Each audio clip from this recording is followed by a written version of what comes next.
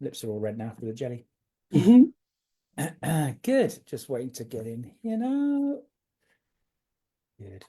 Well, hi everybody. Great. Good. Hi everybody. Good to see you all. Really, really excited about this tonight because we have the wonderful Jo here. Hi, Jo. Hello. And you're here because you very kindly shared with us in the group a video of Ragnar. And do you know, it's such a moving video. It touched so many people. My husband and I watched it. We were crying happy tears and kind of, heart cold tears. And what was lovely about it, Jo, was it was just so real. It was really real. It was like, this is the reality of supporting these dogs, and being so open and honest and vulnerable yourself about the things you went through. So I thought, you know what, let's just talk about this, unpack it. I think this would be really helpful for professionals listening in about the kind of reality of these kind of things. We can learn as much as we like, right? But the dog saying, well, I've got a story you need to work out. So we got to work it out. But I think especially for other caregivers who are on this journey themselves, potentially. So say hi in the group, say hi and where you're from. They're piling in actually, which is nice to see. Right, good. So Jo, let's start off with a little bit about you first. What do you do in a professional capacity, and how did you end up having dogs like Ragnar come to see you in the first place? Well, professionally, I was a physiotherapist, but had to give that up for ill health, unfortunately. And that's kind of where I stepped into the dog side of things, I guess. So I got my own dogs, one of which is a rescue himself. And what I decided I needed to learn through them made me then want to share what I'd learned with them with others. And I thought, you know what, I'd rather do it with the dogs more than with people. And I thought one way to do that is to foster dogs, and then I can really make a difference to the dogs themselves. And I approached the people that I'd got my rescue from, and the need was so great, I was matched with a dog pretty much immediately. And so that was my first dog almost 5 years ago now.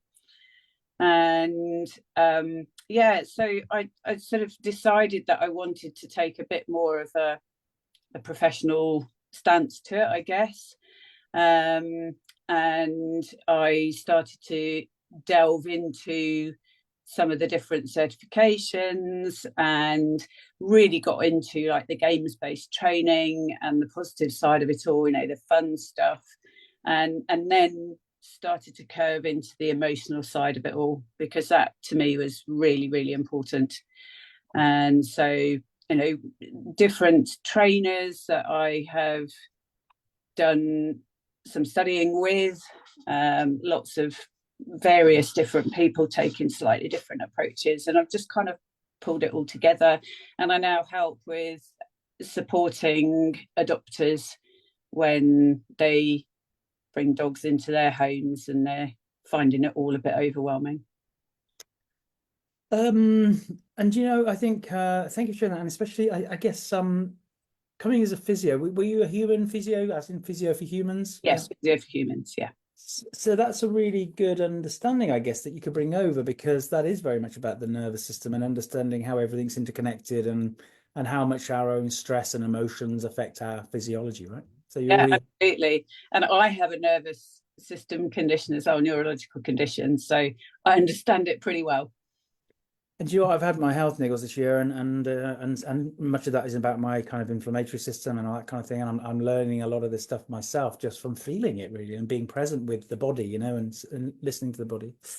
And on the topic of foster, before we come into more specifics about Ragnar, and loads of people coming in, by the way, hi everybody, saying that they saw the video and they were just really, taken in by Ragnar's story, or they followed it from the start with you and the things you've shared yourself. So there's a lot of love in the room for you and Ragnar. Being a fosterer, I've done it myself, and there'll be fosterers listening in. I've got to, because I've done it myself, I have how tough it is. The toughest part, of course, is the saying, goodbye when they move on to their forever home, and it's a big thing. Tell me about being a fosterer more generally, for those who might be interested in it. The reality of being a foster, because there's plenty of positives too, of course. That's there's more positives than negatives. The big negative is that last bit. But explain a little bit about fostering and some of that kind of emotional journey for you being a fosterer. Yeah, so it is welcoming your dog into your home, and it is helping bridge the gap between where they've come from to where they're going, basically. The dogs that I tend to have, they have pretty much all been overseas rescues, and they're ones that have been overlooked, or they might be puppies that you don't want them spending a lot of time in a shelter environment. And what you tend to see is that when you get a dog out of kennels, out of a shelter, and bring them into a home, they're suddenly visible to people, and people are much more likely to then go on and adopt them than they might be if they were in kennels. And so it just provides a bit more of a stepping stone for them to be seen, really. And I've had a mixture of dogs. I've had shy ones, I've had absolutely off the wall idiot dogs, and I've had puppies. So, you know, a bit of a mixture in between. And as you say, it's really exciting when you get them. There's that lovely time when they're with you, and then suddenly it's like, you know, you've got to find the right home for the dog, and then you've got to say goodbye, and that's quite tough. Yeah, and that's why I've just got a lot of respect for people who do it. So I do it sometimes. I have done it myself, but but it's such an important part to play because you know, our amazing people in kennel-based rescue do a great job as well. And but there are some dogs who struggle in that environment, and I think keeping these dogs within a home environment, and also it gives you an opportunity, I guess, to assess them better, to see who are you. I think that's the thing, you know, who are you? How do you cope? How do you interact with things, you know? Yeah, absolutely. So you had all these different types of dogs then, Jo, and you know, who doesn't want some puppies to come and stay as well? I guess that's always a nice bit. But then Ragnar comes along. Yeah, I'm guessing from the general story that was a bit different. it was a bit different. So I knew Ragnar before he came to us in foster. I didn't know him well. So I had gone out to Cyprus to visit the lady who rescues out there that I know very well. And I went with my daughter a year previous to when Ragnar came to us. And she said to me, I've got this dog that's come in recently who is terrified. She said, I'd just love you to go in and see what you think of him. So I went into his kennel, and they're very nice, spacious areas, actually, the kennels that these dogs are in at this shelter. And they've got a long run at the back of a very large concrete area, if you like, you know, a sort of concrete room. And they've got a lot of room to maneuver around. And this dog was right at the very bottom, hiding behind a structure. And he didn't want to come out for anything. He was inquisitive, but he wasn't coming anywhere near me. You know, we're talking maybe 20 meters away. He was down at the bottom of this run. And I just sat quietly in a corner and waited to see what he'd do. And I threw some little bits of food that I'd got with me. And he sort of inched out little by little. The moment I made any kind of movement, even if it was just a shuffle of my foot, he was gone again. And I turned my back, and you know, I just could see that he was a really, really scared dog. So I spent, it was about 15 minutes in his kennel, and I didn't get anywhere.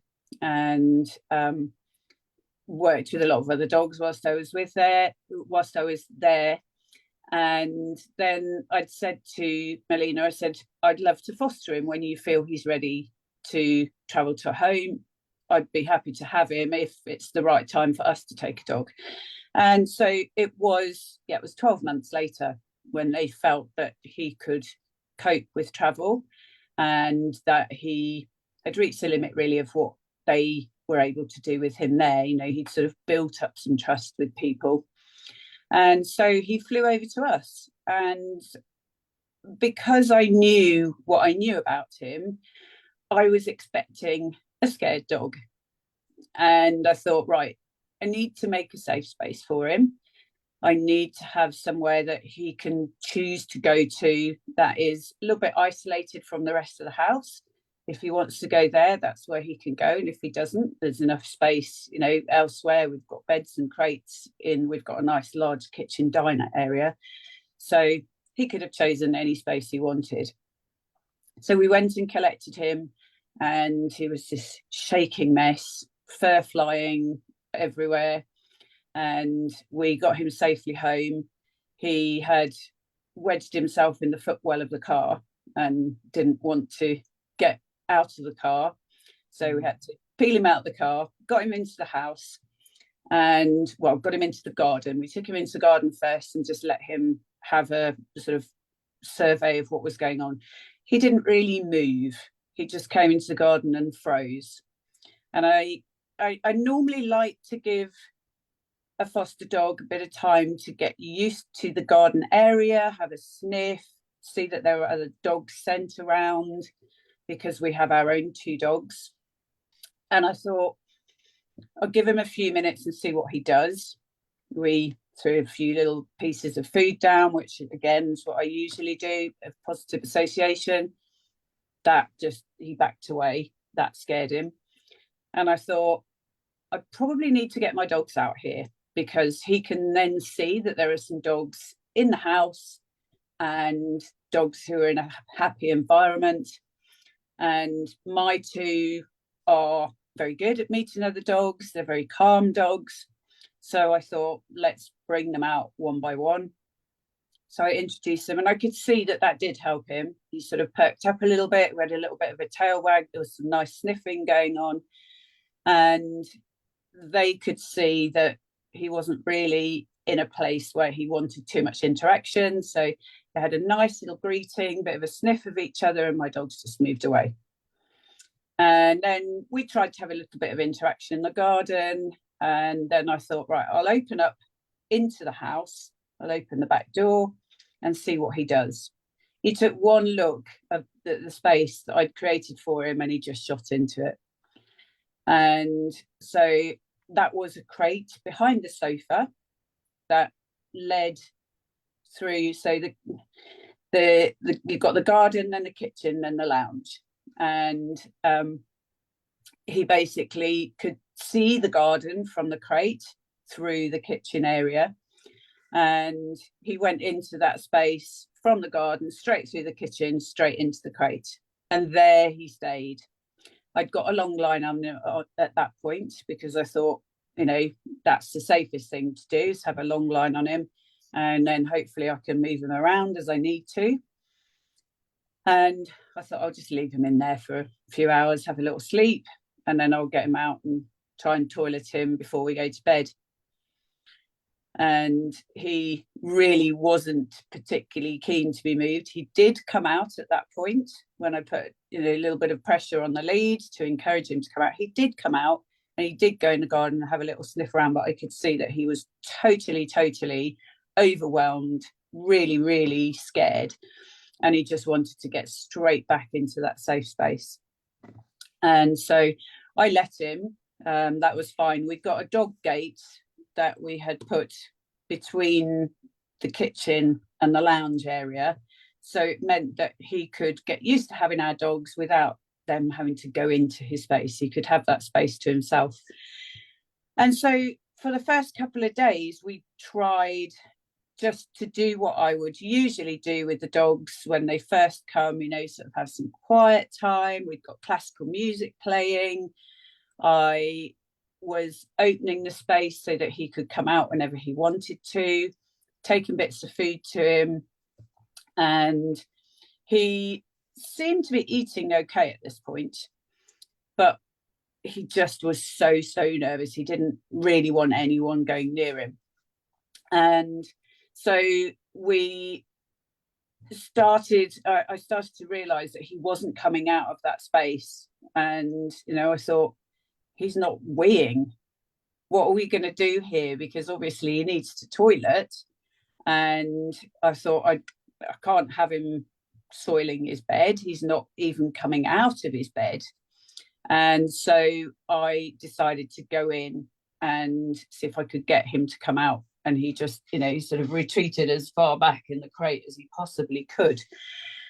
And so I sort of didn't really have much choice but to lift him out, realise that the bed had been soiled by this point, and reach him out and take him into the garden, clean everything up. And I thought, we're not really going to go anywhere with this. This clearly, it's too much for him to try and come out of that space. So I need to make that space where we can meet all his needs. And so I decided that I would put down some puppy pads, which I'm not a massive fan of, if I'm honest. But I thought there's no better option here, really. So we put puppy pads down and I just left him be. And he seemed to want as much sort of isolation as possible. So I was able to shut the doors between, so we've got patio doors, glass patio doors between the kitchen and the lounge room. And so I was able to shut those and close the curtains that we've got across those as well. So it made it a really nice darkened room for him. And we didn't really disturb him. It was a thoroughfare, but nobody had to go near him. And because of where the sofa was, it was all visually blocked off. So he could just hear people sort of moving from one room to the other, but he didn't see anything and he didn't feel like we were approaching. If I was going to go in there, I would say to him, I'm coming in, and give him a moment, and then I would go in with some food for him, or to go in and change the puppy pads or whatever it was. And it was really hard those first few days, because it was very different to what I'd expected. I was expecting a scared dog, and I've had scared dogs before, but to have that level was more than I was sort of prepared for, I guess. And so we it's all about learning on the job, as they say. And we just had to adapt things as we saw things unfold. And for me, the most important thing was to make him feel safe, because his world had just been turned upside down. He'd been on a long journey to come over from Cyprus, and he'd been thrown into a new situation with new people, new dogs, a whole new environment. This dog, as far as I know, may never have lived in a house. He may never have been an indoor dog. He could well have been kept by a hunter in a cage in an outside space. That's very common in Cyprus.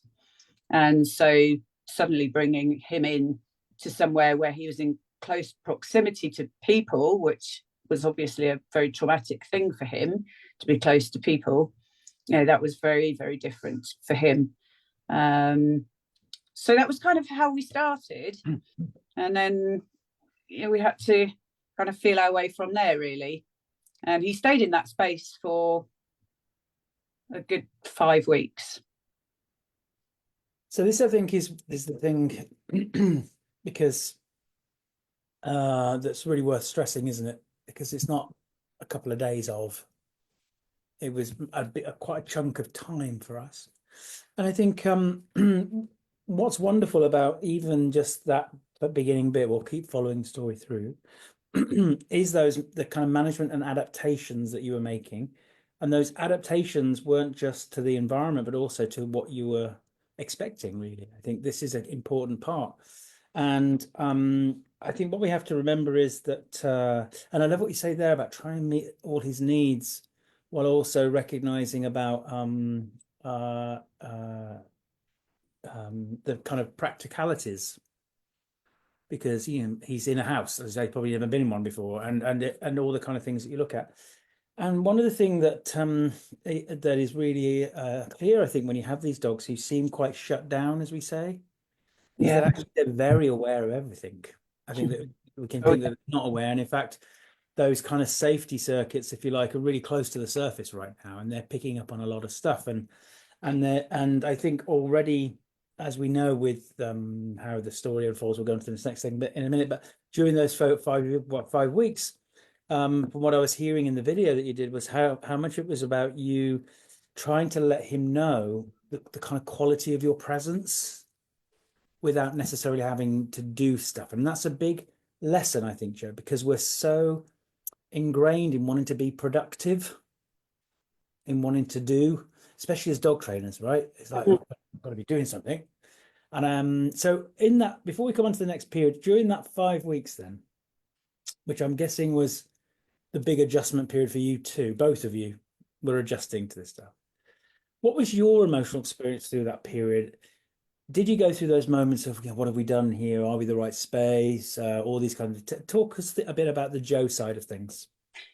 So, yeah, I mean, in some respects, it is hard to see a dog feeling that sort of emotionally traumatized and thinking, oh gosh, we brought him here and maybe it isn't the, you do question, was this the right thing to have done, bring him in a house? But then you think, well, he will get there at some point, we just don't know when. And yeah, I mean, my stress levels at times are just, I don't know what to do here, because I don't want to go in and traumatize him further, but I need to go in because I need to change his bedding because he's soiled, or he probably has soiled because he hasn't got out of his crate for the last 24 hours, 36 hours, whatever. And so there was a lot of like, oh, what do I do? What do I do? What do I do? And I mean, I'm really lucky that I've got a nice circle of people around me who I can call on. Some are professionals, some are just absolute dog lovers who learn as much as they possibly can. And I could say to them, what do you think I should do here? Should I try and sort of intervene a little bit more? Do I step back?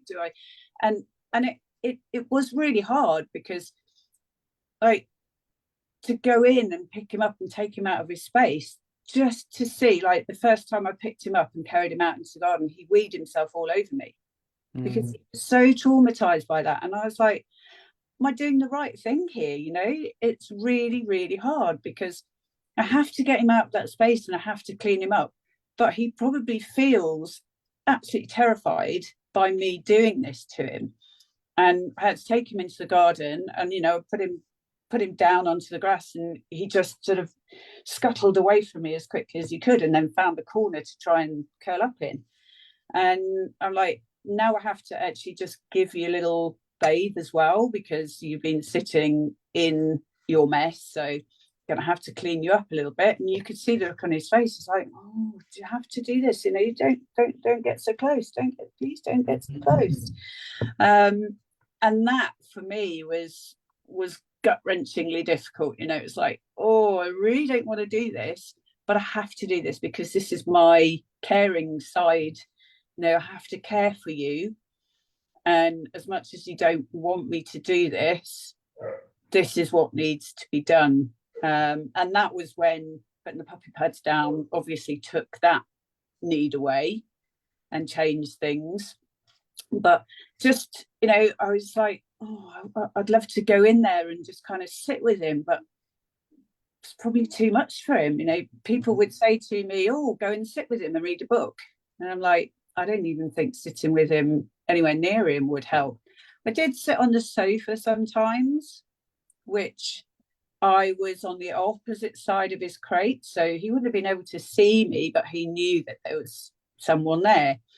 And the first couple of times I tried that, I would take a bit of food in, and as I said, always announced I'm coming in, and then wait, and then take the food in and put the food down. And after a few days, I'd always wanted to get a camera and never had one. After a few days, I was like, do you know what? I'm getting a camera. I have to see what's going on inside this space. And so we got a camera, and then I could watch without having to peer in or, sort of go around the corner and have a little look. And so I could watch on my phone what was going on. And I would sit on the sofa, and I remember, I'd be texting my friends going, oh, he's done a wee whilst I'm in the room, or, oh, he poked his head out and had a sniff of the food whilst I was in the room, and it's just the tiniest things were just so amazingly good. They talk about little wins. These were the tiniest things, like he had a sniff of his food whilst I was in the room. And I was going to say, Sarah Fisher says let the little wins give the biggest grins. Yeah, good one, isn't it? It was a good one. Yeah. Did you find that things like announcing you were coming, over time you started to see a shift in him, because he was getting more prepared? Okay, I know this woman who, she's not mom yet, but this woman is going to come through the door. Did you find that helped? Yes, it did. So initially, there was a lot of recoil, just coming in, and I'd go into the back of the crate as far as he could get. And then the more I did it, the more times I would be going in, each day. I found that he was able to almost be inquisitive to me coming in. That took time. Obviously, that took, weeks, we're talking. And he was, I would say that he was getting more sort of like, oh, right, yeah, she's coming in and she's going to bring something nice. And so there was a bit of expectation, a positive expectation with doing that. And I felt that it was really important for me to do that because it was a really big thing for him. I never wanted to startle him. I never wanted to take him by surprise and him not know, suddenly this face appeared in front of him, because it wasn't a big space. It was a space, a little corridor behind a long sofa, sort of very wide 3-seater sofa. And so I didn't want to just suddenly appear without him being able to kind of brace himself, prepare himself for it. So that predictability was a key thing for him. Starting to predict, having those outcomes, working out the kind of routines, the rituals. What about other family members, as in human family members? Did they follow the same kind of routines and rituals? Yeah, I mean, initially it was pretty much me. I was the one that was going in and doing all of the feeding, the cleaning. My husband, he tends to work away quite a bit anyway, so he wasn't always around. My oldest daughter, she would be a bit more involved. She loves animals. She's now at university trained to be a vet, so that just says it all, really. So she did get a little bit involved. If anyone was there as my sidekick, it would have been her. And yes, if she did have to go into that space, then she would have followed the same. Yeah. And it's pretty clear, I think, with some of this, I think with many of these dogs and Ragnar as well, I'm kind of guessing this kind of, when you think about mood state, he was in that very pessimistic bias, not necessarily thinking something bad will happen, but yet to be convinced that something good would. And it's those little things, as you say, that make a difference. Did you notice on the camera, for example, times when you'd left the room, he'd go over and scent a sniff where you'd been and pick up some of your scent signature and stuff like that? Yeah, absolutely. Yeah, it was a really, really big thing. So when daytime, I'd try and go out of the house with my dogs.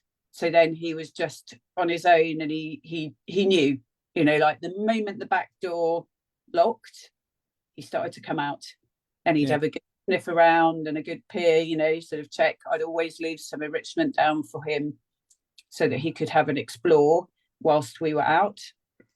And yeah, like the moment he knew that we had exited the building, he got up, and the same at night. As soon as he heard us, footsteps up the stairs, and we were getting ourselves ready for bed, sort of, we'd settle down, ready to turn the lights out, and we'd hear thud, thud, thud, thud, thud. And we'd look at the camera, and he'd be playing. He'd be, once he'd discovered toys and realized that they weren't some scary fairy thing that were going to jump on him, then he loved to just sort of toss things around that space. And you could see him sort of getting all goofy and excited, and you could see some character starting to come out, which was just delightful. And so we had day one, literally day one. Then it was about 5 weeks of him being in that kind of state. What period on that timeline did you start to see him get interested in stuff, start to play with stuff, start to self-soothe a little bit? So I'd say after probably the first couple of weeks. Okay. Yeah. So it started, we'd go out of the house, and he would start to be a little bit inquisitive about his space. He'd start to think, I'll have a little sniff of what this food is, and I'll have a little look at this toy. And probably similar time at night time as well. And did you see, this is a good thing about having these cameras, right? I think it's really important, a little bit of tech. They're not very expensive, are they? No. For like 30 quid, 40 quid, Yeah. whatever. Yeah. And it gives you that chance to kind of really see what they're doing without our presence at that time, I think. Mm-hmm. You see a change in what that play looked like and how he was engaging? Did it look a bit more kind of going through the motions initially, and then it became more as a joyful activity for him, do you think? Yeah, so to start with, what I did was I popped in a little soft football for him, and I put down a little just unstuffed toy, those ones, like a little flat raccoon, that kind of thing, and popped a couple of those in his space. And I also hung one over the stairgate, and I would leave the patio doors open at night, but the stairgate closed. So then he'd sent our other dogs, and they could have a little sniff of each other if they wanted to through the stairgate. And I could see him initially, he would sort of very cautiously try and approach these toys. And, he did that, plant his back feet and stretch as far forward as he could without moving his back feet, so that he could retreat as quickly as possible if he needed to. And you could see that from there, you sort of smell the toys and then retreat. The next night, he'd smell the toys again and maybe nudge it slightly with his nose. And then the next night, he'd still have his back feet planted. And I've got a gorgeous video somewhere. I've got thousands of videos, gorgeous videos somewhere of him stretching out to the toy hanging over the stairgate. And he almost went to grab it with his mouth. And as he went to grab it, obviously it moved, and that totally freaked him out. So then he shot back again. And you could see all the little stages of him trying to see that these toys were actually something good to engage with. And then once he actually pulled a toy down and he started to realize that it wasn't going to do anything to him, he then started to engage with it in an appropriate way, as dogs should. And he started to fling these toys around. And we found toys in all sorts of places over time. I had a duck in the microwave almost one day, because he just, flung it up in the air, and it landed on the work surface, like halfway in the microwave. Sorry, Jo, go on. Sorry, no, you carry on. I was just going to say, because was that your kind of first little window of thinking, yeah, we're going to be okay here? Because what that sounds like to me, and I saw some of it in the video montage that you put in the group, some of the early things. You could see a dog who started to become, who was conflicted. inquisitive. Yeah. When you start to see the inquisitiveness, that's when you think we've got a chance here, because it's that inquisitiveness when that starts to come out, that they're kind of wanting to kind of explore more, learn more in those little chunks. But that kind of back end was showing the conflict there, and that part of the brain that would pull you back. We many of us have experienced that kind of feeling ourselves. So did you kind of sense that yourself when you started seeing some of that inquisitiveness from him? Yeah, definitely. It was certainly something that gave me hope when, I'd hear that thud thud thud, and I'd be like, oh, he's playing again, oh, he's up, he's exploring. And that was really exciting. And yes, it definitely did give me a sense of reassurance that, we are moving forwards and we can move forwards. And it must be hard. I think this is really important, I think, for caregivers listening in, because the temptation is like, oh, now I'm going to go down and, hi, how are you doing? Let's be friends, kind of thing. And that's so hard. And I think having the camera helps us again to not want to go and investigate ourselves, because we get inquisitive, right? And Mhm. that can change the story, can't it? If Yeah, you do that too soon. yeah, definitely. And yeah, doing things too soon is quite a common thing for people to do. And I've certainly been party to situations where people have said, remove safe spaces because the dog needs that help to move away from, they need to be integrated into the home. And I, yeah, it doesn't help when you push things too quickly and it's not on the dog's agenda and Mm. it's not where they're at emotionally, and they need to work things out for themselves. They need to make their own choices and decisions, and I think that is really, really important. And that's what people miss very often, is it's their agenda as opposed to the dog's agenda that they're trying to follow.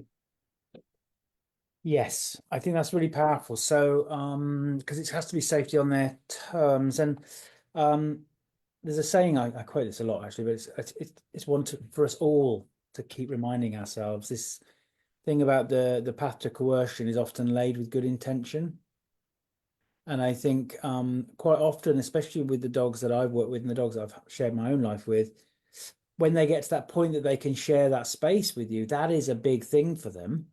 And then we can go and mess that up by wanting to go and touch. Mm-hmm. And they're like, no, you've messed that up now. And it can be a while before they can build that up again, because in their doggy way, they're saying, this is what I can do for you. This is how I can share this space for you. You kind of touched on there one thing there about some of the advice. Did you get a lot of unsolicited advice? I get people mean well, I know, but did you find that a lot during the process with the Ragnar? Yeah, I mean, I have to say, generally on the whole, people were very good. They sort of respected the way that I was doing things, and they followed my lead, if you like. Um, I did get people saying, I mean, I had the question asked, well, how do you take him for a walk? I was like, well, I can't take him for a walk. That's just not even in my thought process at this point. And I had people saying, well, maybe you just need to go in and touch him and get him used to it. And I said, well, the thing is, he's not ready for that. So I'm not going to do that, because he probably feels, I got the impression that he probably felt he would feel emotionally sick if I tried to touch him. That was the impression that I got. And it's respecting his boundaries, it's respecting his wishes, and we don't want people to come into our space unless we invite them. So why should we be any different with our dogs? No, we don't want people coming up to us and saying, oh, come on, but have a hug. Please just, have a hug. It'll make you feel better. And you might not be in a place to receive that. And you say, no, thank you. No, it's not what I need now. I need space rather than intimacy. Yeah, that phrase, that term, emotionally sick, it's quite a powerful thing to consider, really, actually. And I think one thing to bear in mind, I love all the way you're framing this, Jo, because this respect for boundaries, waiting for the invitation, and then even then, layering it in little ways. Is this okay? Oh no, it's not okay. Is this okay? Oh, that's okay, and that kind of thing.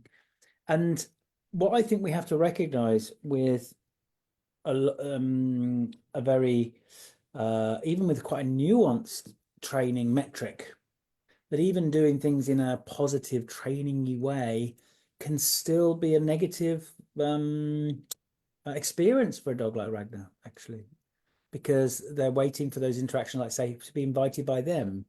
And I think was powerful from the video you shared about how you kind of trialed a few of the kind of normal stuff, and it was like, well, that's just not going to cut it for him. We really have to wait for him to move those layers himself. Mm.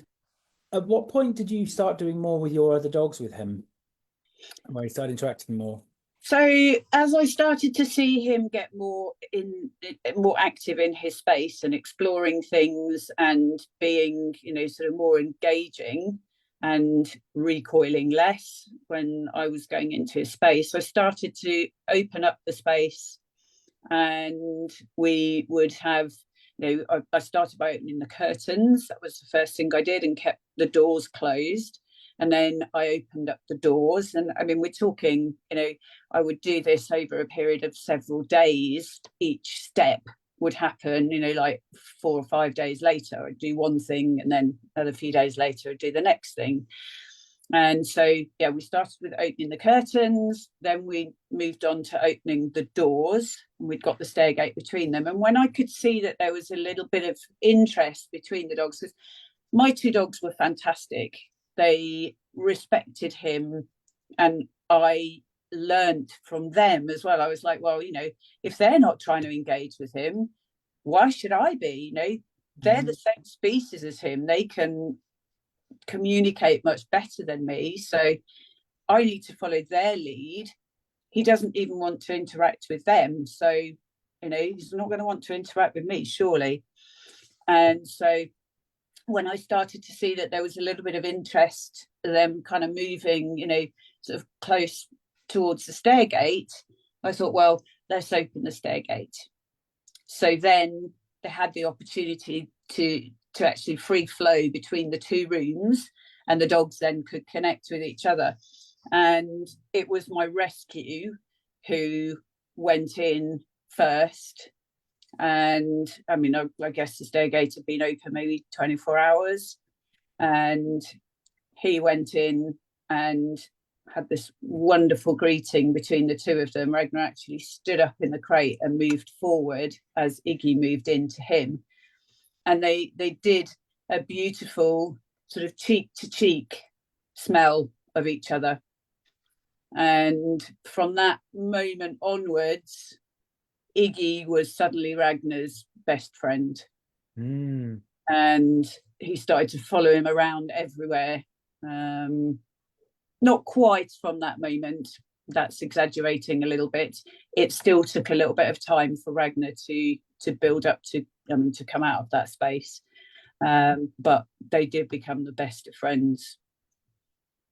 Yeah, I've just come back from talking at a conference, and I'll reference that in a minute. But and I was talking about social safety and secure attachments, and how we seek that secure base, and how often dogs, especially in rescue, will seek that secure attachment with the next kind of handler that comes along, because the brain, even the insecure attachments, we want to find those, But actually, I think some of these stories with dogs like Ragnar, where they've moved around a lot, they've not necessarily had a good experience with some people, all these kind of things.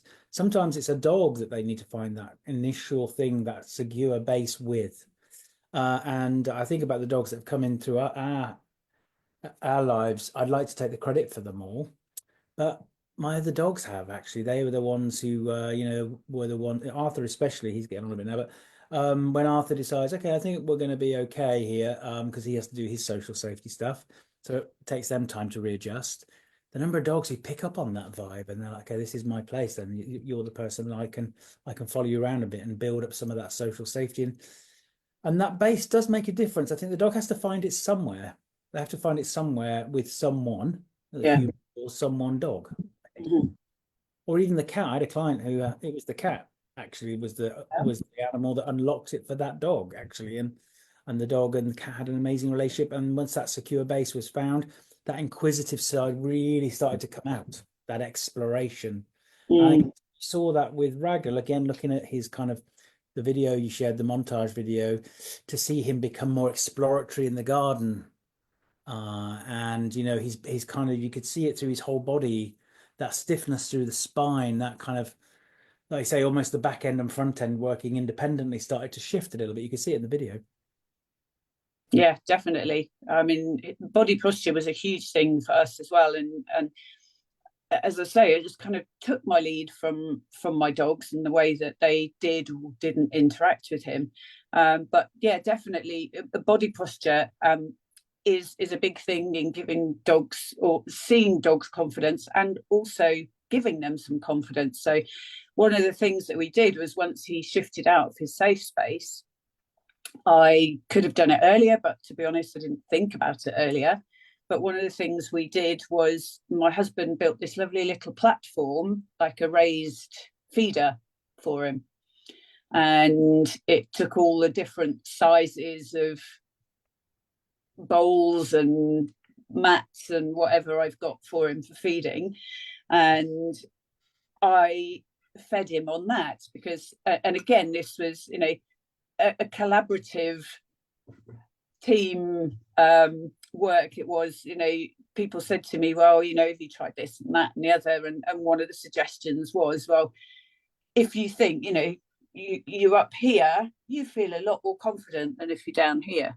Mm. So we raised up his feeder, and we felt that kind of edged him, up in his confidence a little bit, because suddenly he was in a much more upright, confident position. And so he used that for a long time. We don't use it anymore, but he used that for a very long time. We've only recently removed it. So yeah, I mean, it is little things like that that help them along as well, and it's reading, as you say, you could see a bit of a confident shift by his body posture, and reading their body language is really important as well. And we can learn such a lot from them, the way that they try and communicate to us through their body language. And I think one of the kind of mantras of this group, really, the thing it's in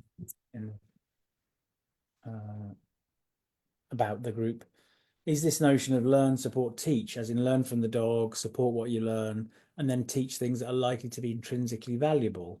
And that's your story with Ragnar. I think you learned a lot from him. You learned a lot about yourself, I'm sure, Jo.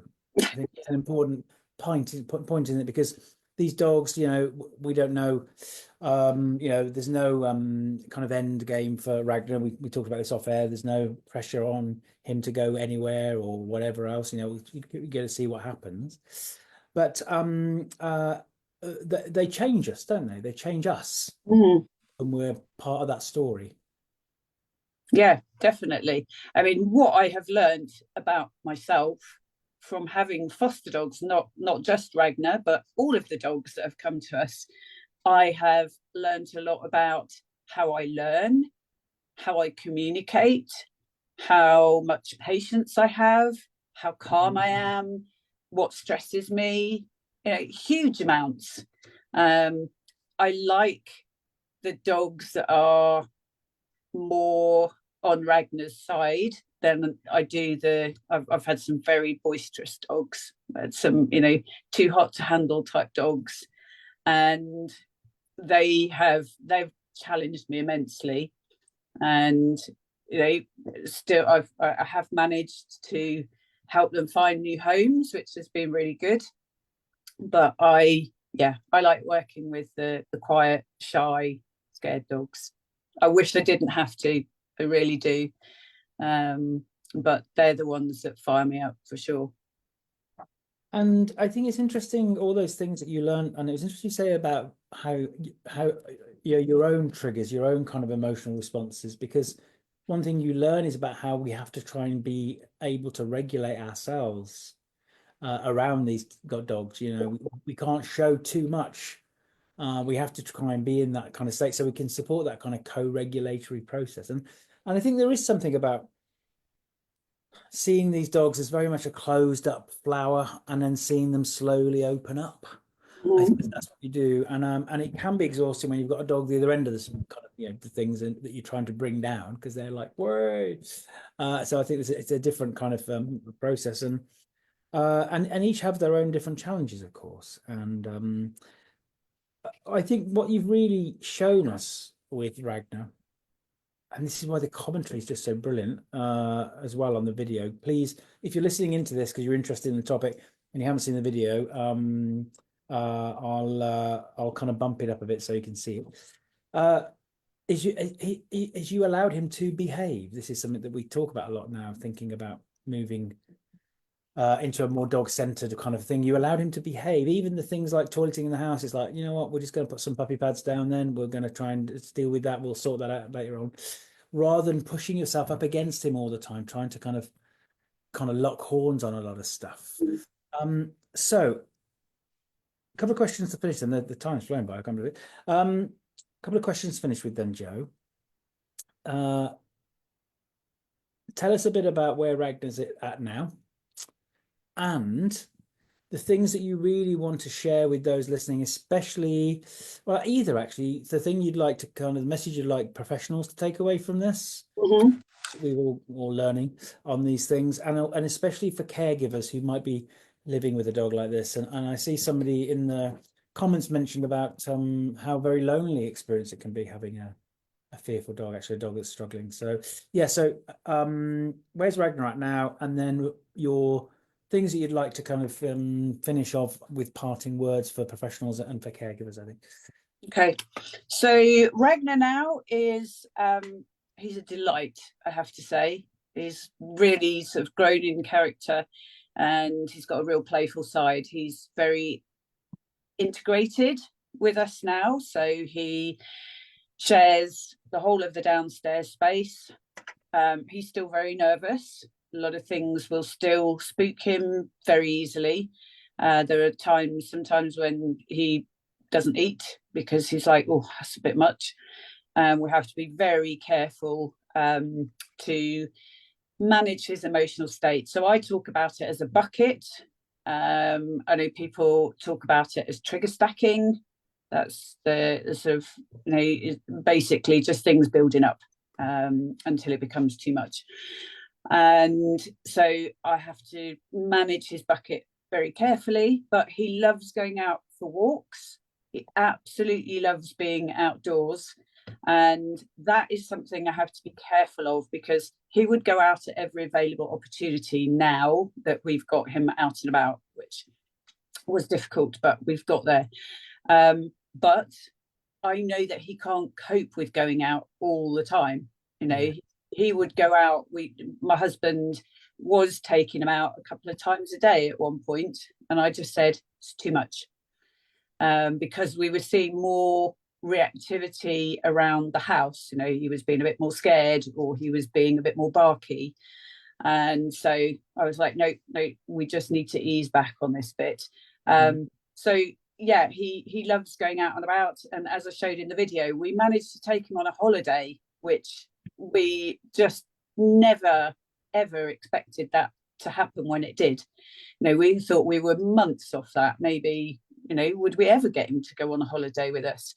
And I suddenly saw that his progress was so much, it was accelerating so quickly. Suddenly we'd unlocked something and he was doing so well. This opportunity came up to go away for a few nights on a little camping trip. And I said, look, either I stay at home with the dogs or I can come away with the family. And there was a group of us. There was some other friends. We were doing a bit of a hiking trip. And I said, if we can find the right camper van, then maybe we could make this work. And we did. We found the most fantastic vehicle, and we went. It was hugely managed. You know, Ragnar wasn't allowed outside for too much time, always on lead.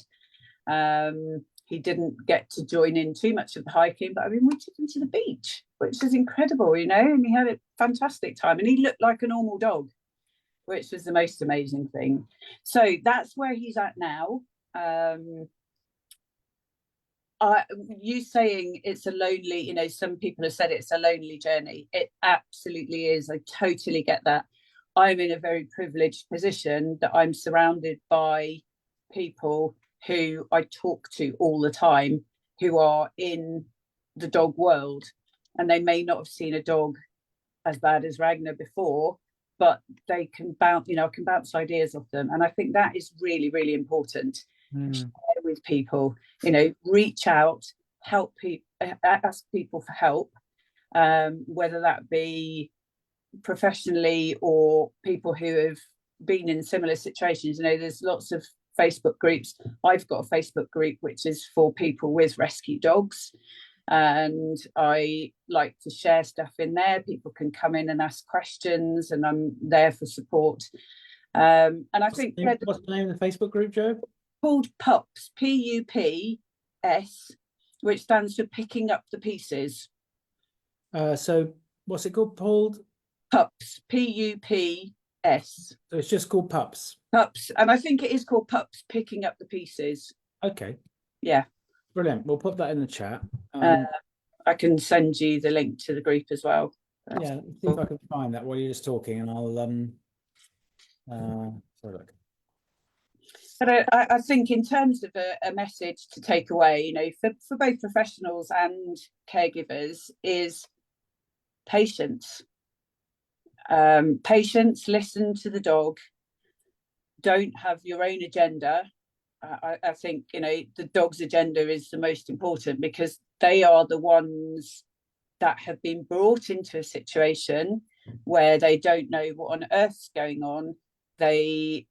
It's not a choice that they've made to be in the position that they're in, and they don't understand that we are there to offer them a better life.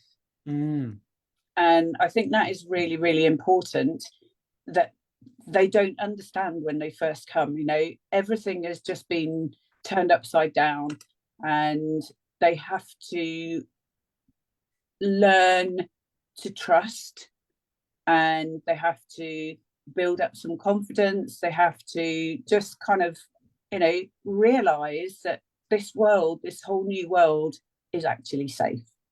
Yeah. And for some dogs that can happen quite quickly, and for other dogs like Ragnar it can take a very long time.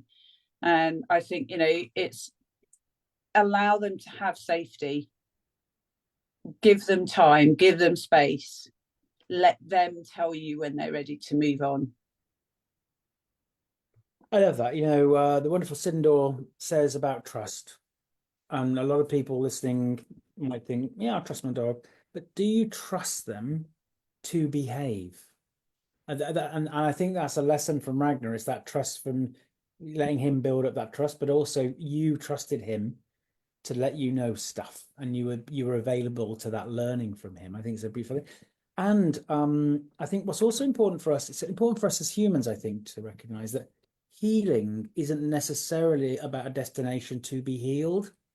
And I think that's a powerful thing for us to recognize as we all go through our own journeys of our own things that we deal with, but also the dogs that come and share our lives with. I think a lot of caregivers feel their pressure that somehow the dog should become that, without celebrating this. Yes. And allowing that shift. I think that's the thing.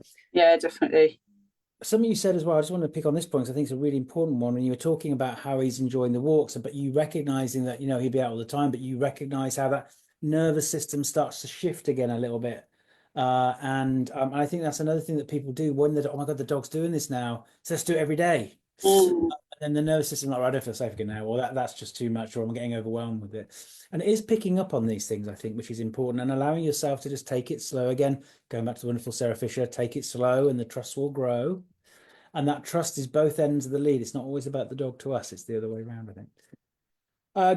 Great advice there, Jo. So I've managed to find pups, which is great. I've shared the link.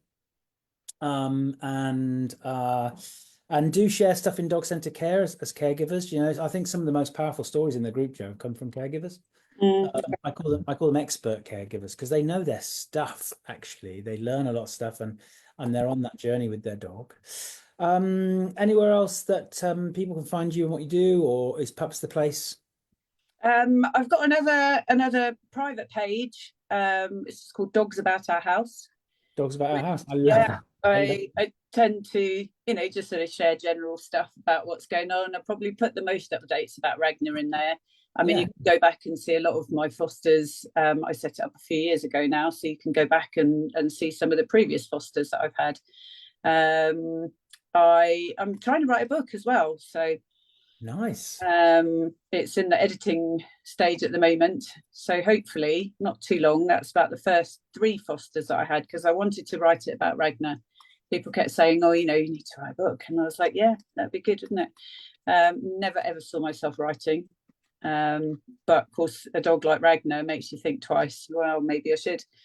And so I said to people, do you think I should write about Ragnar now, or do you want to know about the dogs that came before him that helped me learn to cope with a dog like Ragnar, or to cope better with a dog like Ragnar? And they said, well, we'd rather know Ragnar's journey when it's kind of reached more of a conclusion. So, it's still very much ongoing. So we'd like to know about the dogs that came before him. So that would be my first book. Well, that's great. I think you know, these dogs, they bring us so much wisdom. They're the ones that we learn from, right? And I think it's a great idea to share that, because it becomes part of Ragnar's legacy. Actually, I think it's a gift. And as we know, Ragnar isn't here to teach you stuff about him. He's here to teach you about stuff for the next one that comes along, because that's what happens. Pretty else. Yeah, 100%. Okay, well, that's amazing, Jo. Thank you so much. Now, so I've just come back from the Animal Behavioural Kent conference, and I was saying to Jo, actually, the almost every speaker at the conference could have used Ragnar as a case study, really, as an example. I was talking about social safety.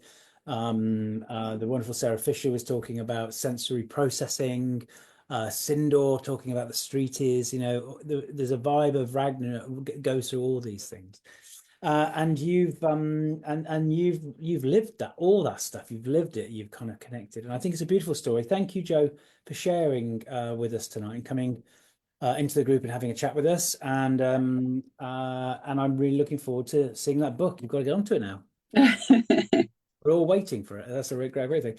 Okay, thank you, Jo. Thank you, everybody coming in. Talking about conferences, next year's conference that Daniel's organised. Tickets go on sale on Friday. A great lineup. He's getting Kim Brophy over from America, Bobby Banfrey, Suzanne Clothier. There's myself, Amber, and Sarah are talking again, and Elliot Connor's going to be there, and I'm going to miss people out now because my brain's gone a bit. But anyway, all the information is there. So Friday, and also because it's Dog Centre Care, you can get £20 off the ticket with Dog CC as a code. Great, thank you, Jo. Thank you for sharing with us tonight, and please keep updating the group. Keep updating us. We want to. Okay. Thank you. And do reach out to Jo. Just talking off air, I was saying, you're such a giving and generous person, not just to the dogs, but to those around you. So I'm sure people can reach you through your the Facebook groups and that. Great. Thank you, everybody. See you soon. Take care. Thank you.